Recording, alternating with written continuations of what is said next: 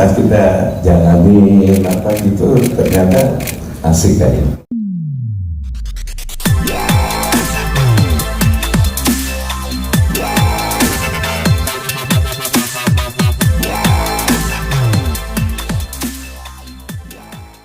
Jadi kita lebih melihat bahwa dari album pertama sampai dengan album terakhir ini yang dikemas sebelumnya perjalanan hanya dengan distorsi musik biasa, kita kemas dengan orkestra sambil merintil antologi perjalanan Godbless. Nah itu lebih menjadi alasan utama kita kenapa kita lebih memilih lagu-lagu ini. Terus ini gimana proses kreatifnya antara Godbless dengan Tohpati? Mas Fajar dulu mungkin sebelum kita nanya ke Mas Tohpati. Awalnya ide dasar dari Mas Dian memang ingin kita bikin album yang benar-benar diiringi oleh orkestra, tidak hanya live, benar-benar diiringi orkestra full. Kemudian kita berpikir dari lagu setiap album ini lagu mana aja. Pemilihan lagu itu cukup challenging, juga melibatkan Tohpati. Dari masing-masing mas ada ide lagu ini aja dari Tohpati juga ada ide, termasuk Jalan Pulang itu idenya dari Mas Tohpati. Nah semua album terwakili. Kemudian kita setelah semua materi dipilih, kita ingin dapat bayangan kira-kira paduannya mau seperti apa sih. Nah kita melihat referensi band rock, band metal yang sudah pernah mengemas dengan orkestra. Itu ada beberapa acuan, kita berdiskusi, nah, kayaknya seperti ini nih. Nah, kita juga komunikasikan dengan Mas Tohpati, beliau juga setuju, kayaknya oke nih gitu. Nah, akhirnya berjalan. Nah, pada waktu di rekaman, proses kreatif mengarrange supaya ini rock itu juga lumayan. Bahkan di studio kita merubah komposisi sedikit dari pakem aslinya. Akhirnya setelah semua selesai, urusan orkestra Mas Tohpati, dan keren banget kita kan. Ada revisi nggak Mas Tohpati dari Godbless soal komposisi orkestranya? Revisi apa maksudnya? Ya maksudnya kayak apa mereka? Ini kurang keren atau apa gitu? Enggak, kalau lagu Godbless itu kan udah pakem ya, jadi kayaknya agak serem juga kalau terlalu dirubah banyak gitu. Misalnya beatnya atau bagannya itu kayak dosa saya buat. Jadi sangat menjaga pakemnya Godbless. Jadi kalau orkestra itu untuk mengusung aja, membuat megah. Tapi waktu pelaksanaannya tetap ada adjustment di beberapa part gitu, seperti di Koda yang biasanya enggak menggelegar, tapi saya berpikirnya kalau untuk konser nanti harus menggelegar, jadi Mas diganti jadi lebih sangar lagi gitu, boleh nggak? Boleh. Nah ini sebelumnya sih saya sangat berterima kasih sekali sama Mas dan Om di sini udah dikasih kesempatan untuk jadi produser. Saya sebenarnya jujur pertama kali kata produser itu nggak ada dari Mas Rocky. Jadi pertama kali jujurnya sebenarnya saya ditelepon, Mas bisa bikinin orkes nggak untuk Godbless? Orkes, oke, orkes aja gitu. Jadi bayangan saya itu cuma apa yang sudah ada saya bikin orkes. Tapi pelan-pelan ternyata saya baru tahu kalau jadi produser. Jadi berarti saya harus bekerja lebih jauh, misalnya take vokal saya tunggu, take drum, take gitar. Saya alhamdulillah diberi kepercayaan, dan Mas dan Om ini sangat baik hati banget, nggak kayak musiknya. Musiknya sangar tapi orangnya nggak sangar. Jadi ketika saya mau menyuruh Mas Ahmad Albar, Mas diulang boleh nggak, diulang, dia open banget. Dan juga Ian Antono juga seperti itu. Jadi kalau aransemennya itu saya selalu berpikiran sama Mas Ian Antono, Mas boleh nggak seperti ini diganti chordnya begini, terus bassnya jadinya begini, seperti itu, terbuka sekali. Dan tidak ada yang ditolak ide-idenya. Saya nggak tahu Mas Ian tuh nggak enakan atau gimana sih. Kan saya bikin nggak pernah nggak enak gitu. Saya nunggu apa yang nggak enaknya. Jangan-jangan di dalam hati nggak enak.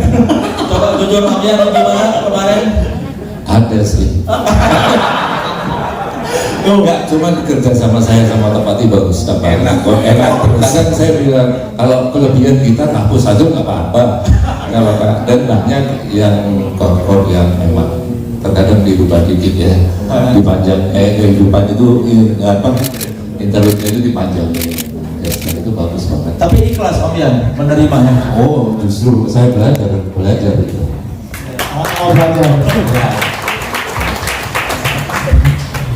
Ini berapa lama pembuatannya, penggarapan antologi ini? Kalau dari start rekaman dengan drum ya berarti ya.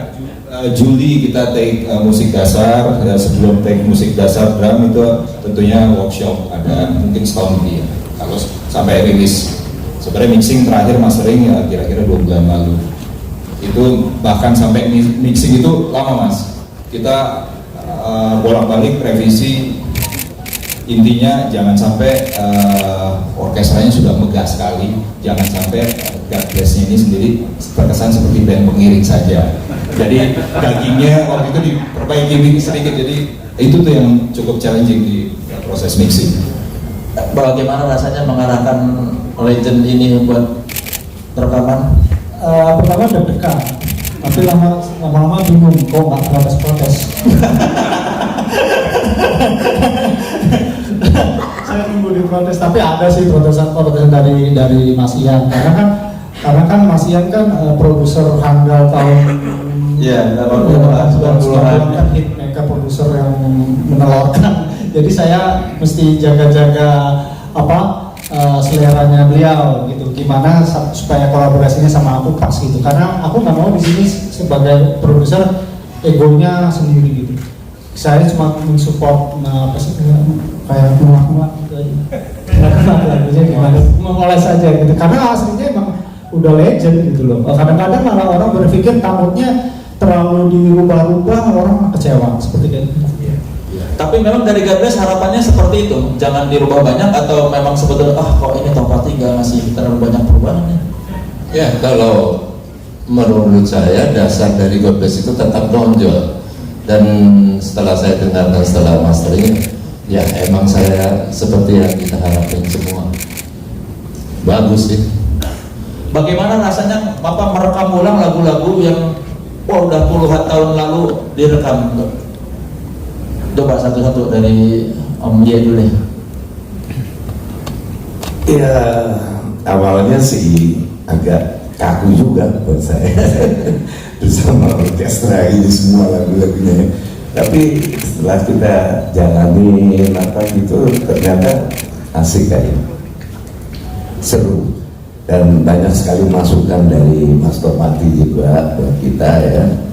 Entah itu aransemennya berubah sedikit, nggak terlalu jauh ya. Jadi buat saya sih seru aja, asik. Om Yan gimana rasanya merekam ulang lagu-lagu zaman dulu? Ya Om Yan dulu deh. Ya Om Yan. Ya menurut saya emang udah pantas ya, karena lagu itu kita pilih dari album yang sebetulnya lagu itu diminatin orang banyak, cuma nggak pernah dibuatkan video klip atau apa. Jadi ini kita pilih lagu emang yang belum pernah dirilis pakai video klip atau apa. Om Doni gimana Om Doni merekam ulang lagi lagu-lagu yang dulu sudah pernah direkam? Rasanya ngerekam di usia sekarang apa yang membedakan? Kalau buat saya puas, alhamdulillah. Jadi 12 tetap 12, dia startnya itu Topati hidup, tergabung. Bagus, terima kasih Topati. Mas, Om Badi gimana Om Badi? Saya jadi minder sebab gambaran yang kita seolah-olah angan-angan jadi kenyataan.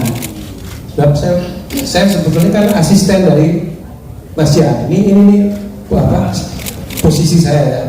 Mas Jan itu banyak ide, banyak kreasi, banyak pokoknya karya. tapi dia sendiri pelupa. Nah, saya yang mengingatkan gitu. Jadi dalam hal apa misalnya, lupanya, lupa apa? Ya karena terlalu banyak ide, terlalu banyak itu, dan nah saya yang mengarsipkan apa yang dia karyakan. Nah kemudian pada waktu latihan suka salah menempatkan gitu. Jadi interlude yang ini ditempatkan di lagu ini, interlude yang ini ditempatkan di lagu itu. Nah itulah faktor tua. Gak bisa dipungkiri. Saya punya cerita lucu. Jadi saya di studio ada percakapan. Abadi juga begitu. Iya. Suka lupa juga.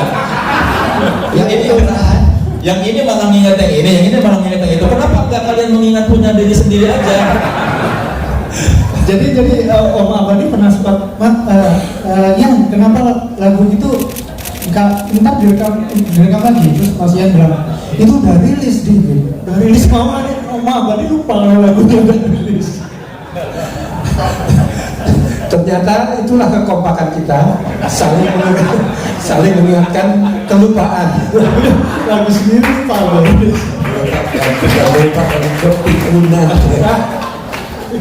Yang penting masih ingat kan ini ada di band apa, Om? Takutnya lupa ini saya di band apa ini? Ya bisa aja. Harapannya apa nih buat God Bless dengan adanya album ini dari Mas Fajar deh? Ya harapannya sih kita mengemas album, khususnya merekam kembali lagu-lagu lama. Itu awal memang menjadi ada unsur bebannya, Mas. Jangan sampai yang kita kemas ini ternyata tidak lebih baik dari yang lama. Itu selalu di mindset kita, terutama pada proses akhir kita dengerin.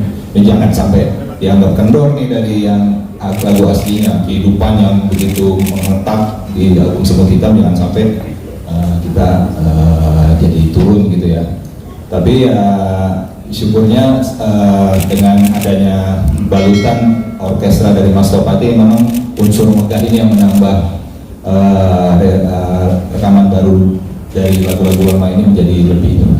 Kalau teman-teman pada yang sudah dengar di DSP, di Spotify segala macam, mereka bilang gila megah banget. Nah, ya untunglah, jadi tanggapan dari luar juga sesuai harapan kami supaya karya reproduksi ini menjadi diapresiasi yang bagus lah di luar.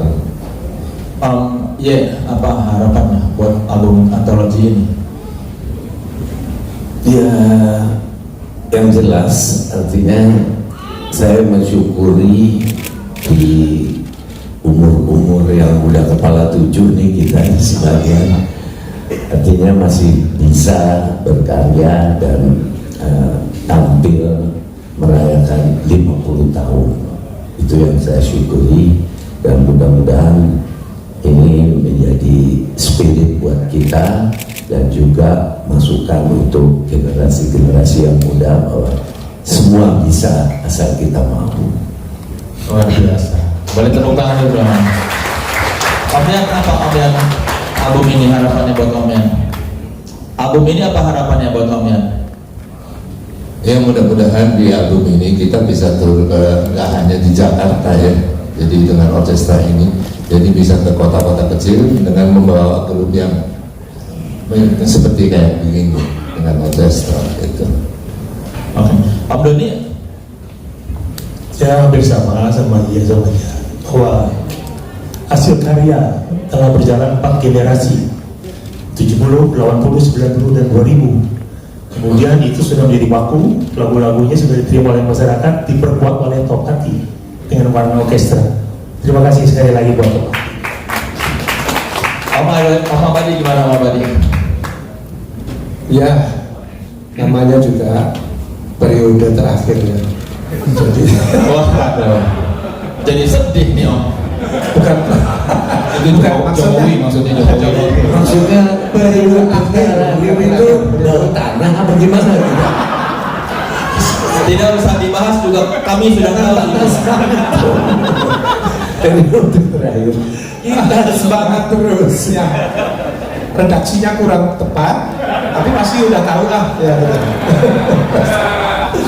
Ya, kebanggaan kita sebagai God Bless yang merupakan hasil yang sangat mewah gitu ya, ditambah lagi dengan adanya orkestrasi. Namanya orkestrasi adalah sesuatu yang terkoordinir dengan serius, besar, dan mahal. Nah, tapi kita bisa menciptakan ini dan mudah-mudahan nanti live-nya bisa sukses juga. Jadi semuanya itu kita harapkan hasil kita ini yang bukan akhir ya, hasil kita ini bisa menjadi satu tolak ukur buat adik-adik kita. Amin. Ya, mau periode kapanpun yang di depan sini masih beruntung daripada kita sudah sampai ke periode ini. Saya belum tentu, yang di sini juga belum tentu. Jadi sedih ya. Oke, sekian. Saya mau nanya ke Pak Hendra ini sebagai produser eksekutif. Ini Pak Hendra ini punya sejarah panjang dengan God Bless ya. Dia salah satu manajer pada era 70-an. Dan boleh cerita nggak Pak? Mungkin ada rekan wartawan yang belum tahu bagaimana awal persahabatan antara Pak Hendra dengan God Bless ini? Ya, kita mulai dari awal sama-sama. Karena memang ini kita perjalanan sudah panjang. God Bless ini saya memberikan kado untuk dalam rekaman orkestra ini sama kado untuk konser God Bless November. Ini Pak Hendra ya Pak? Saya pikir anak gadis Pak. Ya, jadi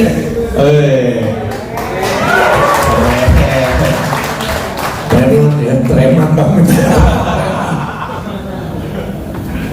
suka duka kita tuh panjang dari awal 70-an. Jadi banyak suka dukanya. Jadi pada generasi muda yang sekarang ini seperti Ahmad bilang ini tetap eksis, tetap firm, semangatnya tetap harus ada. Belajar dari God Bless bisa 50 tahun tetap sehat, tetap eksis di dalam dunia musik, itu yang penting, dan tetap sehat ya, panjang umur. Kita ini udah rata-rata kepala 7, jadi perjalanan kita ini udah cukup panjang. 50 tahun itu bukan sesuatu yang mudah, sulit ya. 50 itu perjalanan 50 tahun untuk tetap eksis God Bless. Saya secara pribadi saya respect Ahmad Albar, yang Doni, teman-teman, Fajar,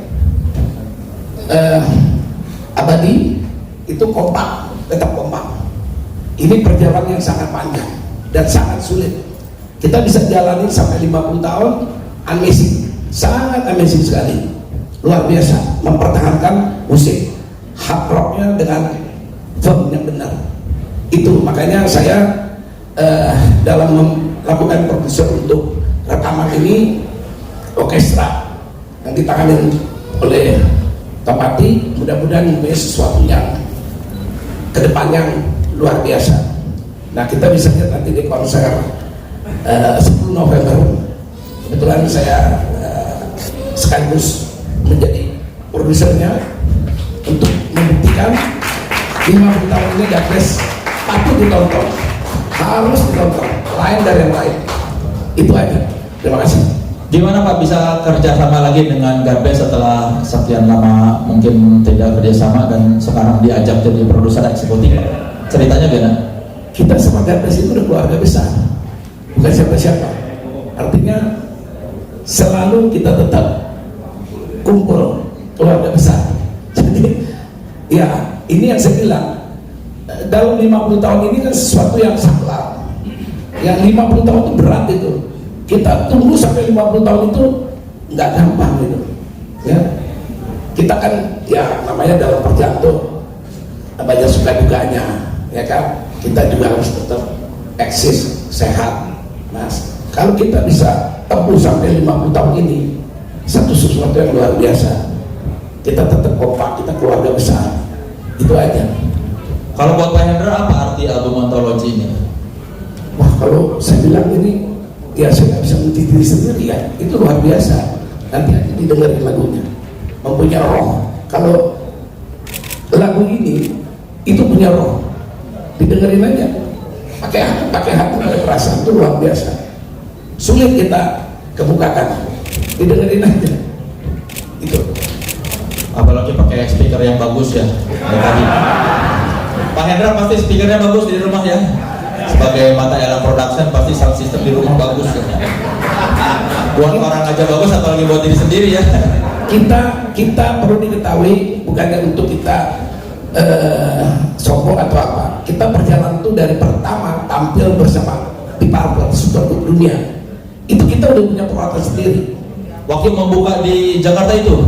Iya, waktu di Gelora Bung Karno tahun 75 itu satu panggung kita dengan Super Group.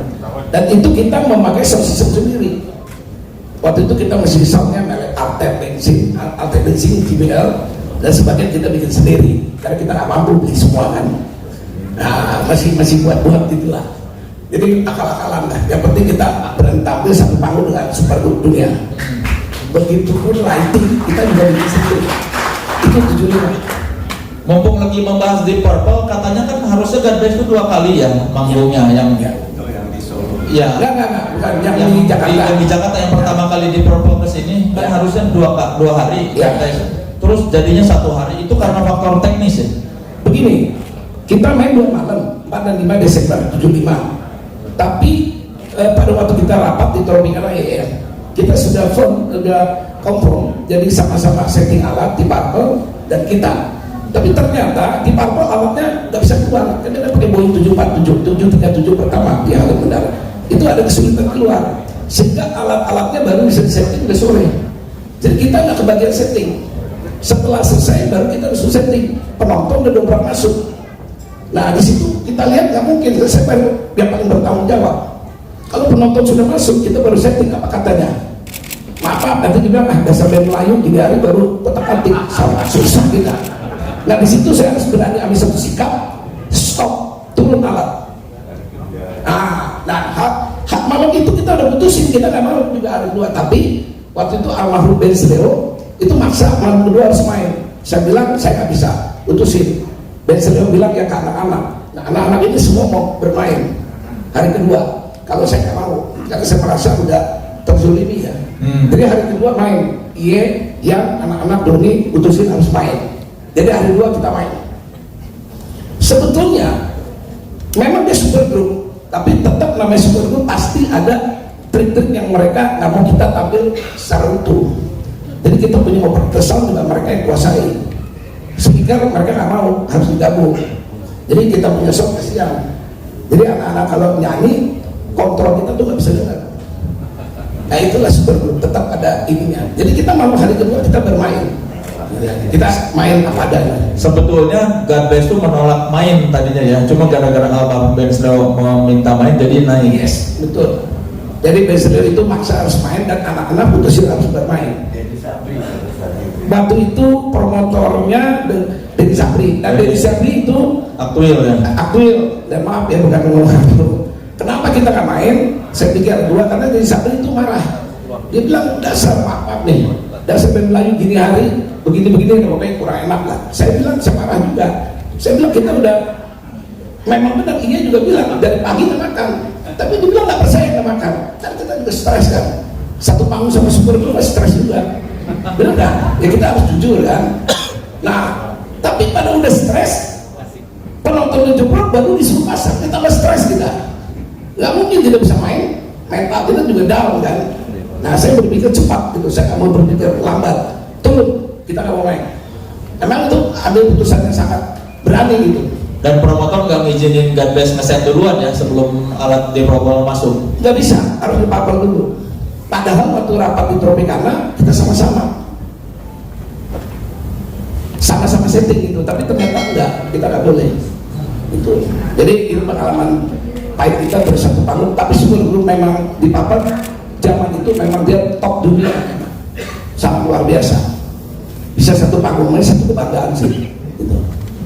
Ya buat yang mungkin Gen Z nggak mengerti yang dibicarakan silahkan lihat di YouTube. Ada itu konser tahun 75 aja itu. Dari tadi kan ngomong apa ini yang dibicarakan? Ciri-ciri orang 70s ngomong Deep Purple, Deep Purple. Nah, kita bisa menerka generasinya. Oh. Ya Pak Hendra ya, Pak Hendra saking seumurannya manggil Gabres anak-anak.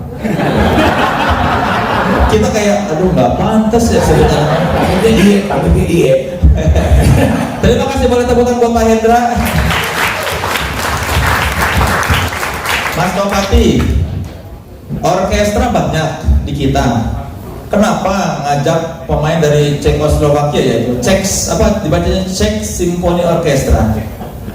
Sebenarnya sih saya cuma mengusulkan aja, tapi keputusan kan ada di Om. Dan Om setuju untuk pakai sana karena ya mereka kan sudah pernah bekerja sama dengan semua orkestra tadi di sini ya. Terus baik orkestra gede atau kecil atau rekaman udah pernah mereka. Jadi kalau misalnya dikasih dengan dikaitkan dengan 50 tahun ini harusnya spesial gitu. Nah, spesial ini gimana caranya ya salah satunya dengan balutan orkestra di luar itu diharapkan jadi lebih spesial aja gitu. Bukan menjelekkan atau mau sana lebih bagus atau sini nggak bagus, enggak, semuanya bagus, tapi itu dikaitkan dengan tadi itu 50 tahun itu. Biar ada kesempatan kolaborasi dengan pemain dari internasional ya, kayak bisa dibilang gitu ya. Ya. Jadi prosesnya gimana sih, rekaman dulu ulang baru orkestra, apa orkestra dulu baru rekam ulang, gimana nih? Seperti biasa sih, seperti teman-teman juga pernah kerja sama di sana. Jadi kita buat musik dasarnya dulu, terus saya menulis orkestra di sini, terus saya kirimkan file PDF ke mereka. Mereka tuh nggak pakai latihan gitu. Jadi di sana tuh misalnya kita rekaman tanggal 10 ya, mereka datangnya tanggal 10 buka partnya langsung dimainin. Ya sesempurna itu sisi mereka, dan mereka on time, itu yang saya suka. Terus efisien gitu ya. Terus gedungnya juga, studionya juga proper. Terus mic-nya tuh memang udah di set setiap hari, nangkring di situ untuk orkes gitu. Dan sound engineer-nya juga sound engineer orkes. Sound engineer-nya juga baca partitur orkes, jadi dia tahu gitu ini bagian sini begini. Jadi nggak cuma rekam aja mereka. Kayak sound engineer tuh nggak cuma rekam, tapi dia tahu orkestrasi. Jadi sangat cepat, itu aja yang saya suka. Nggak perlu ke sana. Saya ke sana karena kalau sebenarnya bisa online, cuma koneksi internet di rumah saya mati. Kemarin seminggu mati. Saya dikasih gratis sebulan. Padahal lebih murah meningkatkan koneksinya daripada menerbangin ke Cekoslovakia. Karena kalau misalnya kalau 1 lagu, 2 lagu, 3 lagu saya berani ini. Jadi kalau udah 12 lagu, kebetulan juga saya ada beberapa kerjaan juga di sana gitu. Oh sekalian Pak Hendra tuh pakai budget God bless tuh. Side job, wah. Enggak, kita sebenarnya nggak percaya kalau Topati nggak damping di sana ya, di studio turun mendampingi orkestranya itu. Pokoknya di sana sih sebenarnya ruangan dan efisien itu aja yang saya bisa pasti bedakan. Berapa hari tuh? 3 hari. 12 lagu 3 hari. Kalau di sini bisa juga sih, cuman 3 minggu ya. Mungkin lebih lama kalau di sini. Ya oke, boleh tepukan dulu buat Topati. Dan ini kita mau lihat ya proses